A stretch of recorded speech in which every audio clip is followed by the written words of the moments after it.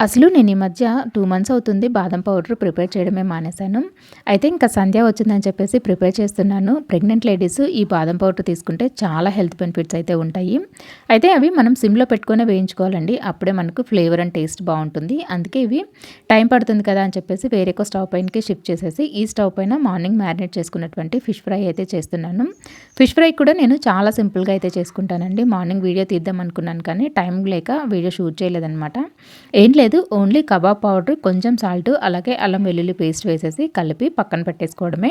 ఇక 1 అవర్ అలా ఉంచిన తర్వాత ఇంక ఈ విధంగా ఫ్రై చేసేసుకోవడమే. నేను ఇవి నాన్ వెజ్ ఐటమ్స్ ఏవి కూడా డీప్ ఫ్రై అయితే మాత్రం చేయనండి. ఓన్లీ బాండిల్లోకి కొంచెం ఆయిల్ వేసుకొని ఈ విధంగా కలుపుకుంటూ కుక్ చేసుకుంటాననమాట. టేస్ట్ కూడా చాలా బావుంటుంది. ఈ కబాబ్ పౌడర్ మాకు లోకల్‌లోనే లూజ్‌గా దొరుకుతుందండి. టేస్ట్ చాలా బావుంటుంది. ఇంకా బాదం పౌడర్ కూడా ప్యారలల్‌గా ప్రిపేర్ చేస్తున్నాను. బాదం పౌడర్ వీడియో మన ఛానల్‌లో ఉంది. ఒకసారి చెక్ చేయండి.